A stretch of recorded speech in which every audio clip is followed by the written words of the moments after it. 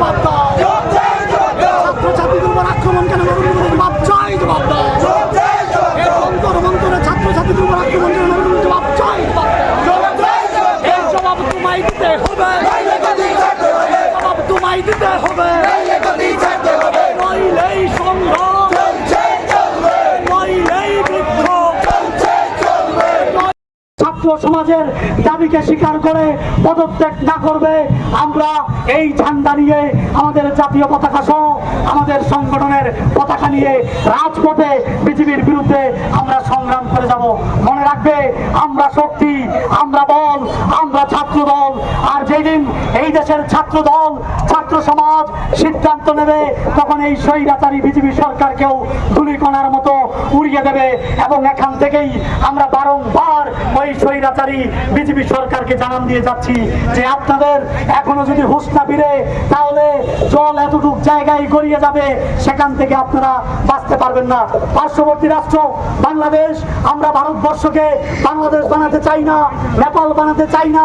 অনেক বিজেপির অন্ধ ভক্তরা বারংবার আমাদের দেশের ছাত্র সমাজের উপর আঙ্গুল তুলে আর বলে, এই দেখো এই ছাত্র সমাজ আমাদের দেশকে, মহান ভারতবর্ষকে নেপাল বানাতে চাইছে, বাংলাদেশ বানাতে চাইছে। সেই জায়গায় দাঁড়িয়ে আমরা এনএসওয়াই জাতীয় কংগ্রেসের ছাত্র সংগঠনের পক্ষ থেকে এতটুকু ওই স্বৈরাচারীদের অভয় দিতে পারি, আমরা দেশের স্বাধীনতায়, আমরা দেশের সংবিধানে এবং দেশের যারা স্বাধীন হয়েছে, রক্ত দিয়েছে, তাদের আদর্শে অনুপ্রাণিত আমরা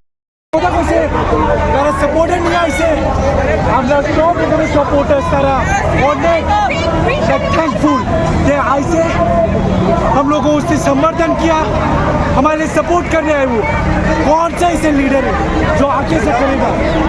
मैं कोई पार्टी का नहीं हूँ, मैं हम लोग इधर से कोई पार्टी का नहीं है, हम लोग खुद के आवाज़ के लिए आए हैं इधर में। हमारा कोई पॉलिटिकल बैकग्राउंड नहीं है, या फिर स्टूडेंट ऑर्गेनाइजेशन नहीं है। इससे हम जो आम आदमी है उसके लिए हम लोग आवाज़ उठारे, जो लोग गरीब घर के इंसान है उन लोग के हम लोग सब आवाज़ उठारे, सो दे एवरी कॉमन पीपल का आवाज़ सबको सुनाई दे, देश भर सुनाई दे। क्योंकि मंत्री लोग तो ये कर नहीं रहे, इवन तो वो लोग बोल रहे, वो लोग रिप्रेजेंटेटिव है, वो लोग रिप्रेजेंट क्या कर रहे हैं। इसलिए मैं बोलना चाहूँगा आप लोग में ज्वाइन कर सकते हैं, हम सबको इक्वल पोजीशन देंगे, सबको इक्वल राइट देंगे, जो सबको पता चले हम स्टूडेंट्स का पावर। Thank you. कौन आया आप लोगों से मिलने? कौन आया है? सुदीप राय बर्मन। आगे क्या बातचीत हुआ?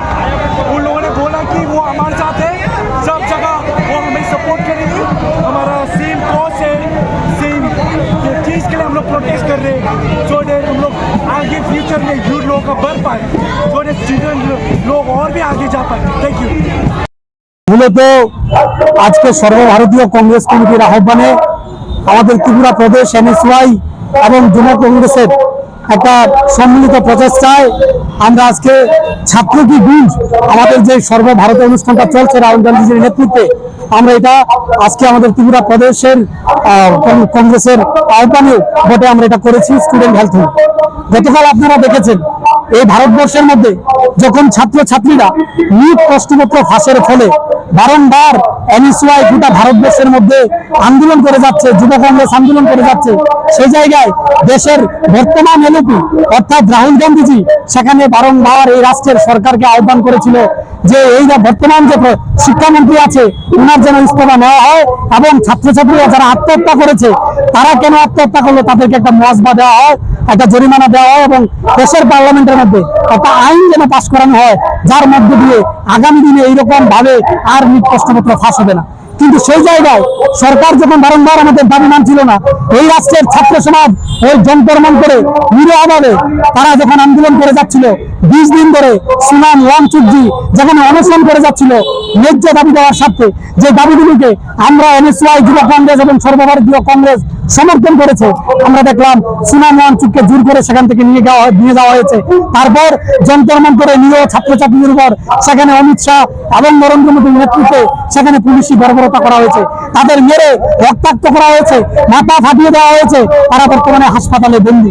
সেই জায়গায় আমাদের বর্তমান এলপি রাষ্ট্রের কংগ্রেস দলের নেতা রাহুল গান্ধীজি গতকাল যখন সেখানে ওম বিড়লার সঙ্গে দেখা করে ওনার কাছ থেকে একটা দাবি করলেন যে ছাত্রছাত্রীদের বিষয়টা নিয়ে আমরা একটা ডিসকাশন করতে চাই পার্লামেন্টের ভিতরে।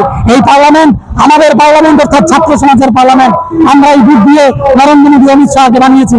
সেখানে উনি যখন বললেন ছাত্র সমাজের সাথে আলোচনা করতে চাই, দেখলাম নরেন্দ্র মোদী সরকারের একটা পালতু তোতা পাখি ওম বিড়লাজি সেখানে নাকচ করে দিয়েছে।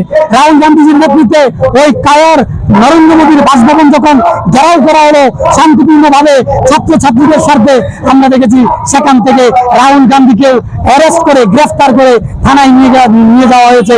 আমাদের প্রিয়াঙ্কা গান্ধীজিকে গ্রেফতার করা হয়েছে, কেসি বেনুগোপালকে গ্রেফতার করা হয়েছে। তারা দেখানোর চেষ্টা করছে পুলিশি বর্বরতার মধ্য দিয়ে, রাষ্ট্রীয় স্বৈরাচারিতার মধ্য দিয়ে আমাদের কংগ্রেসের আন্দোলন এবং এনএসওয়াই যুব কংগ্রেস আর ছাত্র সমাজের আন্দোলনকে দাবিয়ে দেওয়া যাবে। সেই জায়গায় আজকে আমরা ত্রিপুরা প্রদেশ এনএসওয়াই আমরা এখানে জানান দিতে এসেছি। আপনারা একটু পেছনে গেলে দেখবেন এই রাজ্যের ছাত্র সমাজ এনএসওয়াই বলুন বা অন্যান্য সংগঠনগুলো বলুন, শুধুমাত্র আমাদের ন্যায্য দাবি দেওয়া, একজন ছাত্র হিসেবে আমি একজন ছাত্র হিসেবে আমাদের দাবি দেওয়াটা অতি সামান্য, এগুলি পূরণের জন্য আমরা আন্দোলন করছি। কিন্তু পুলিশ নরেন্দ্র মোদীর নেতৃত্বে, অমিত শাহের নেতৃত্বে মেরে আমাদের মাথা ফাটিয়ে দিচ্ছে। তাই আমরা এখান থেকে তাদের জানান দিতে এসেছি, যতই মারবে, যতই মাথা ফাটাবে, এই রাষ্ট্রের ছাত্র সমাজের জন্য রাহুল গান্ধীর নেতৃত্বে এই দেশের মধ্যে এনএসওয়াই, যুব কংগ্রেস, প্রদেশ কংগ্রেস এবং অন্যান্য যতগুলো রাজনৈতিক দলের ছাত্র সমাজ সংগঠন আছে, অরাজনৈতিক ছাত্র সংগঠন আছে, আমরা এই স্বৈরাচারী বিজেপির বিরুদ্ধে ঐক্যবদ্ধভাবে লড়াই জারি রাখবো যতক্ষণ না পর্যন্ত আমাদের অধিকার আদায় হয়। ধন্যবাদ।